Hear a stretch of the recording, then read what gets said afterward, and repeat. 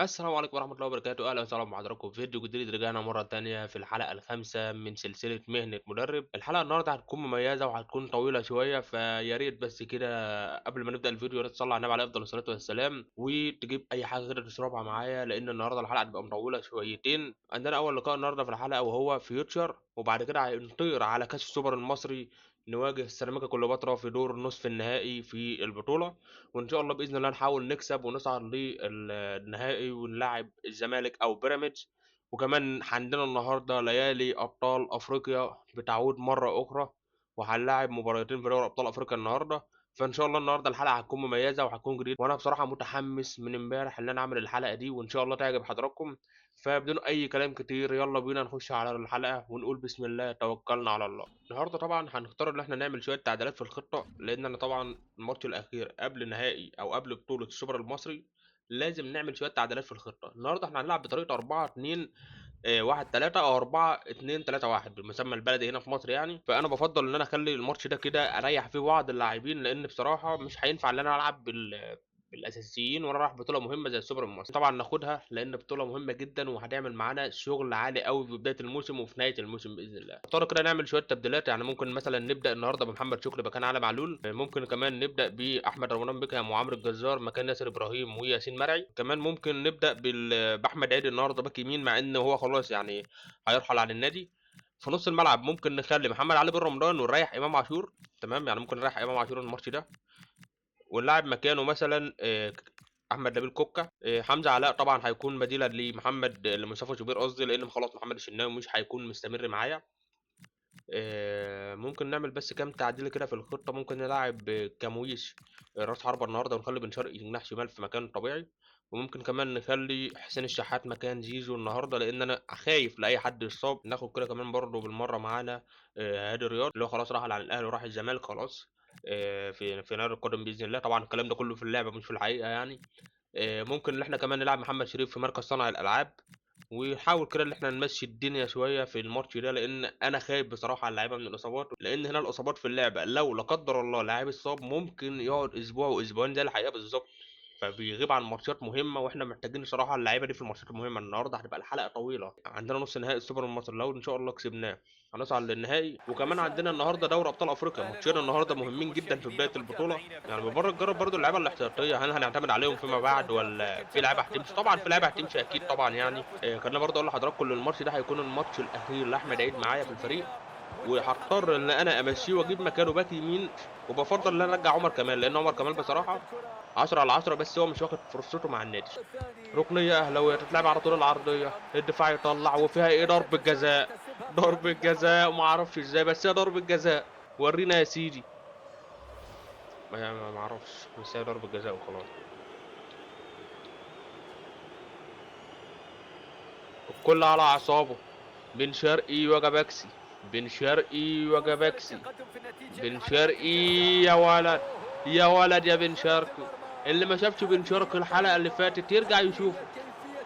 بن شرقي الحلقه اللي فاتت عمل كل حاجه حرفيا. هذا الهدف من جديد. قطع لمس حلو، المرمى قطع راح حلو له بن من خلف شرقي. الوسط حتى سجلت ركلة الجزاء. ابو جبل واقف يتفرج عليها زيه زينا. ابو جبل بيتفرج زيه زينا. يا سلام يا بن شرقي، انا كده مقابل لا مرضي شيء. ان الماتش يخلص كده. انا كده مرضي بلعب بلعيبه اول مره اشارك معايا. تمام، فانا كده مرضي، انا كده مرضي جدا ان الماتش يخلص كده. نخلي بالنا بقى، نخلي بالنا بقى من الكلام ده، نخلي بالنا. يا حسام يا حسن يا ولد يا حمزه. يا ولد يا حمزه على.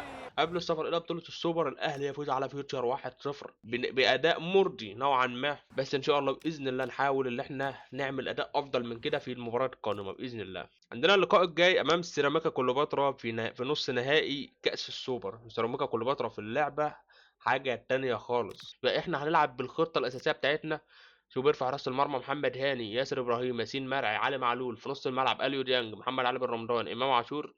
والهجوم بتاعنا زيزو، بن شرقي، تريزيجيه. مشاهد رائعة تسبق هذه المباراة، الكل مستعد بانتظار ضربة البداية في مواجهة الفريقين. في هذه يا اللحظات سلام يا شوبير. يا سلام يا شوبير. ايه يا ابو ليلى، هتجيب فينا جول ولا ايه؟ تريزيجيه.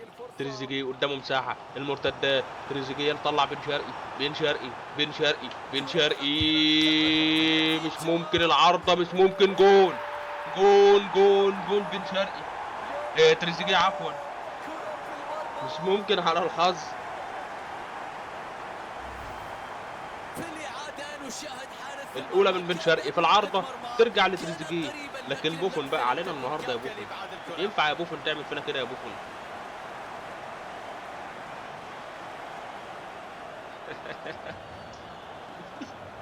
لكن شوف المرونة، ردة ايه يا الفعل كابتن، فين يا الجميلة. كابتن؟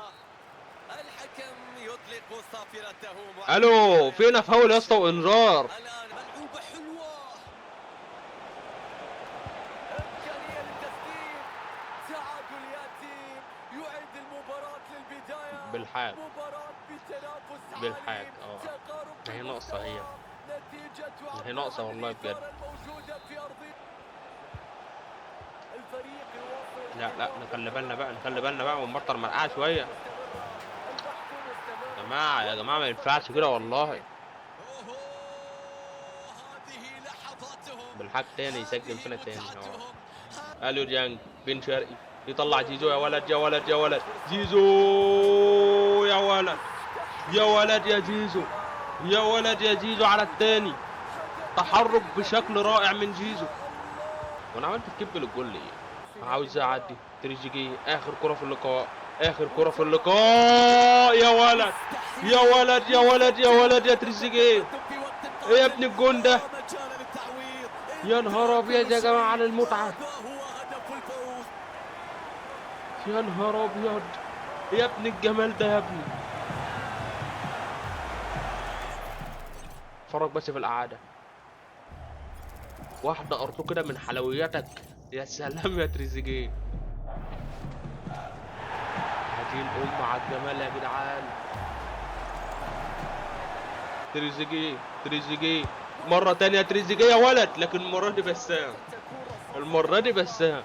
صفر بقى يا حكم، صفر بقى يا حكم. إلى النهائي، إلى النهائي، أهلي يواجه الفائز من بيراميدز والزمالك في نهائي السوبر المصري. هوبا، كلاسيكو، كلاسيكو أهلاوي زملكاوي في نهائي السوبر المصري. يمكن ده تقريبا اول لقاء قمه العبه من اول ما بدات السلسله، ان شاء الله يكون لقاء ممتع. الزمالك كسب بيراميدز 3-1، فماشي على بركه الله كده. نلعب اللقاء الجاي الزمالك امام الاهلي او الاهلي امام الزمالك في نهائي السوبر المصري. هنلعب في ملعب محايد، الارهاق بدا يظهر على اللعيبه. عشان كده كنت بقول لكم في ماتش فيوتشر لازم نريح اللعيبه الاساسيه. بن شرقي من ضمن اللعيبه الاساسيه، بس هي المشكله اللي انا هنا هضطر ان انا اطلعه ونزل مكانه محمد شريف، لان بن شرقي مش هينفع اللي هو يشارك في الماتش ده كده بالارهاق اللي عنده ده. هنضطر ان احنا نديله في الشوط الثاني. وعندنا برضه علي معلول عنده ارهاق، بن رمضان عنده ارهاق، ممكن نطلع بن رمضان ونحول مثلا الخطه نخليها ل 4-2 1-3 او 4-2-3-1 كده. احنا بنحاول ان احنا نعدل الخطه ما بين الدفاع والهجوم، وباذن الله نقدر ان احنا نعمل اداء بشكل كويس. طبعا لان عندنا بن رمضان ومن شرقي مرهقين تماما، فاحنا هنبدا النهارده بمحمد شريف المخيف، نجاح كبير ونشوف في العملية اللاعبين بتاع الاهلي التدريبية، والزمالك، مهمة ونشوف ليست كاس سهلة السوبر وتحتاج المصري، إلى جهد ونستمتع كبير بقى. من أجل عشان كده الحصول قلت لك على هات حاجه دعم تشربها الجماهير او اي وثقة حاجه تاكلها اللعيبة. وانت بتتفرج على الحلقه دي، متعه. أعزائي المشاهدين، تحية طيبة مني محدثكم يا فرج عوض من عيني كلمة التعليق. ننتقل من الدبابه أجل الجهاد البشريه معمول له المنتظر توفو كويس قوي بصراحه. والمرتقب. فريق احنا تقريبا الأهلي بنلعب في السعوديه ولا ايه؟ ايه يقابل ده؟ الزمالك. ماشي مش رحلة مشكله، ملعب طويلة محايد حلو، لكلا الفريقين من لا أجل الوصول تعايرني للمباراة ولا عايرك. النهائية. نلعب في ملعب الآن محايد أحلام وربنا آمال يسهل. كلا الطرفين معلقة بما ادي كاس سيحدث السوبر في هذه المباراة. ماله ده؟ تتكلم عن ده التركيز، ايه؟ عن الثبات، عن الهدوء، عن مفاتيح التتويج، ماشي يا عم، عديها الضغوطات برضه في الاول وفي الاخر الموجودة، دي من لعبه يعني، بس يتعامل مش معها مشكله. بشكل جيد، من يستغل ذلك لمصلحته للفوز يا بعد ذلك سلام، في المباراة هو انت سبت النهائية. الاهلي ورحت تلعب مع الزمالك الماتش ده ولا ايه يا كامويش؟ في ايه؟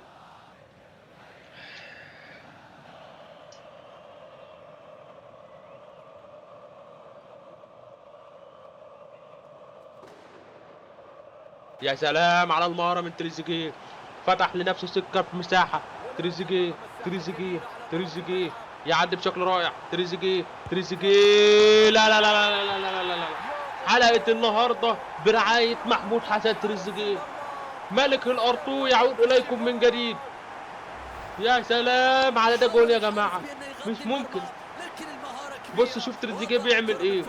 ملك الارض يعود اليكم من جديد. هدف تاريخي من محمود حسن تريزيجيه. صعبة على اي حارس. لا نخلي بالنا نخلي بالنا نخلي بالنا نخلي بالنا. يا سلام عليك يا شيكو بنزا. لا حذاري الحمد لله. بن شرقي يطلع تريزيجيه. يا سلام على تحركات محمد شكري. يلا ينعل ابو اللي جابك يا ابن الكلب يا واطي. الو ده بتعمل ايه يا اسطى؟ ده بتعمل ايه يا شكري؟ لمحمد علي بن رمضان يطلع. يا سلام بص المساحه، بص يا سلام على المساحه. تريزيجيه لزيزو. لا مش ممكن على الحظ يا جماعه. مش ممكن على الحظ والله. تريزيجيه لكن صبحي المره دي. صبحي يتألق. فرصة. لا يا ولد يا شوبير مش ممكن على الحظ.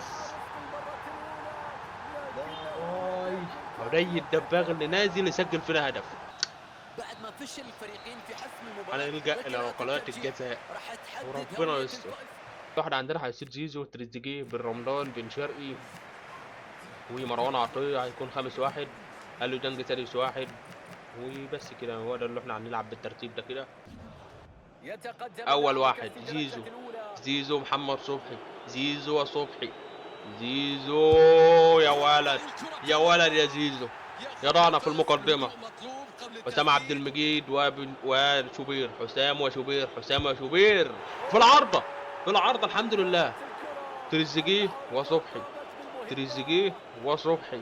تريزيجيه. يا سلام يا تريزيجيه.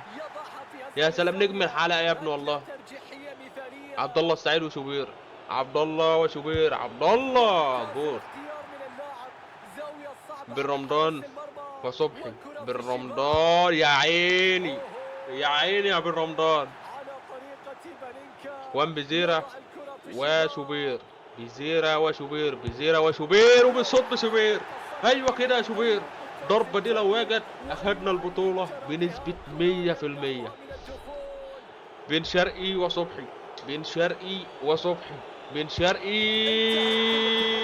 البطولة اهلاوية. السوبر المصري اهلاوي. يختمها بن شرقي. برضه بن شرقي. مش ممكن مش معقول. السوبر المصري اهلاوي. بقى الاحتفالات بقى كده واحنا بنستمتع بقى. شوف الاحتفالات ونستمتع.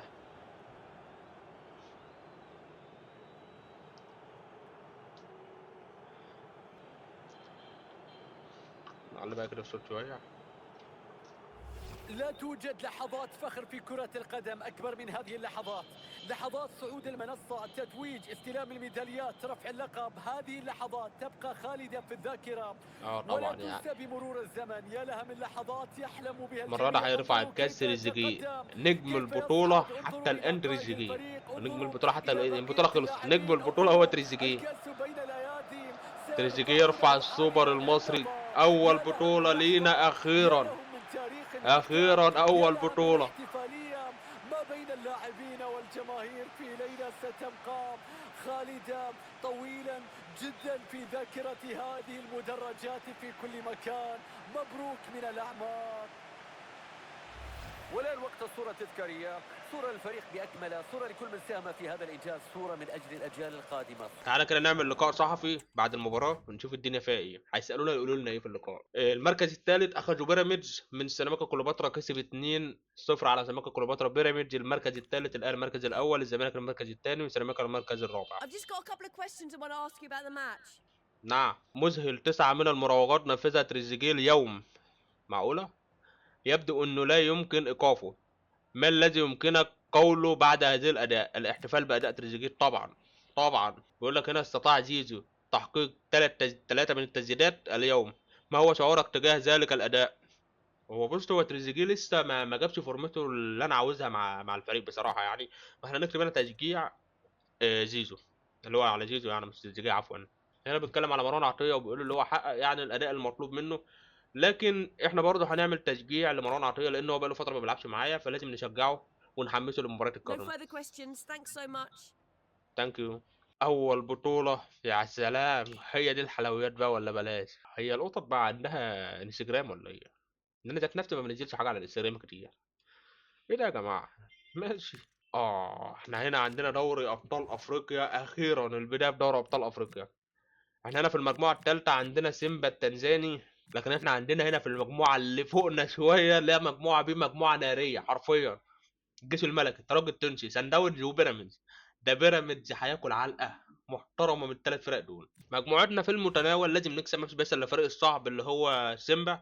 هو اللي ممكن بس يعني ايه يبقى معانا صعوبه معاه شويه، لكن هو ان شاء الله هيكون هو السبب في الصعود بتاعنا باذن الله. ما اعرفش الفريق ده بصراحه مين، بس هو اول لقاء ضده. هنلعب بنفس الخطه تي 4-3-3، وان شاء الله نكسب باذن الله. اول لقاء في دوري الابطال، عودة ليالي الأبطال من جديد. من سيفتتح أول أهداف البطولة؟ أول أهداف الأهلي بدوري الأبطال، إمام عاشور. يا ولد، يا ولد يا إمام عاشور. أول أهداف الأهلي بدوري الأبطال عن طريق إمام عاشور. يا سلام يا إمام. بدري بدري كده، الدقيقة السابعة إمام عاشور يسجل. لكن شوف زيزو، وشوف تحركات إمام، وشوف جمال التمرينة، وشوف جمال التسديدة برضه. زيزو عاوز يعدي يا ولد، يا ولد يا زيزو، لكن بن شرقي بيضيع. حذاري حذاري حذاري. يا سلام يا شوبير، الكرة الغريبة دي. خلي بالك خلي بالك خلي بالك بقى يا جماعة، بلاش الأخطاء الدفاعية دي يا جماعة، بتكلفنا كتير والله العظيم. سلام، حلوة. تريزيجيه بيلعب العرضية، لكن بن شرقي يغير اللعب بشكل رائع. عند تريزيجيه، تريزيجيه، إمام عاشور، إمام يعدي، إمام يا ولد يا إمام، لكن الحارس بيتألق. يطلع شوبير. ايه يا شوبير، ايه يا شوبير، طلع تعمل ايه؟ الحمد لله جاب في العرض والله. تريزيجيه، جاموس، جاموس بيطلع تريزيجيه بشكل رائع. يلا تريزيجيه، انفراد لتريزيجيه، انفراد انفراد انفراد، مش ممكن. معقول نتعادل مع فرقه زي دي؟ والله العظيم ده كل الفرق كسبانه الا احنا. حتى بيراميدز كسب الترجي. الماتش الاخير في الحلقه، والماتش ده خارج ملعبنا ولازم نكسبه. معرفش الفريق ده بصراحه قوي يعني، ما مش بتابع عن الفرق الافريقيه كتير. هنلعب بنفس الخطه 4-3-3. بن شرقي النهارده في الحلقه دي ما عملش اي اداء معاه بصراحه، ما عادش الا تقريبا الا شهر على شهر يناير. وان شاء الله ممكن يكون الحلقه الجايه الصفقات الجديده موجوده باذن الله. يعدي بشكل رائع تريزيجيه، حلوه يا ولد، يا ولد يا تريزيجيه، يا ابن اللعيبه يا تريزيجيه. اول اهداف تريزيجيه النهارده زي ما قلت لحضراتكم، حلقه تريزيجيه، حلقه برعايه ملك الارتوهات محمود حسن تريزيجيه. خطيره، معقول؟ هدف اول لنادي سان. مش هينفع ان احنا نخسر، على الاقل نتعادل، على الاقل مش هينفع. لا لا لا لا لا، يا ولد يا شوبير، يا ولد يا شوبير. تريزيجيه يلعب، يا ولد يا تريزيجيه، تحرك بن شرقي، بن شرقي، بن شرقي، بن شرقي، يا ولد يا بن شرقي، يا ولد يا بن شرقي، يا ولد على تريزيجيه، يا ولد على بن شرقي. اسيست رائع من تريزيجيه. هدف من بدايته، كرة عالية مرت من فوق المدافعين، بعد ذلك الإنهاء المثالي للكرة. ده الوحيد اللي تقدر تعتمد عليه هو بن شرقي، تقدر تعتمد عليه في الوقت الحالي في مركز راس الحربة، سواء كان في اللعبة او في الحقيقة. لا لا لا لا لا لا لا، يا ولد يا شوبير، يا ولد يا شوبير. لا لا لا لا لا، ايه الخطأ ده؟ يا سلام يا شوبير. لا لا لا، ده احنا في اخر الكورات. لا مش ممكن، مش ممكن ضربة جزاء. مش معقول، مش معقولة والله. ايه الحظ ده يا جماعة؟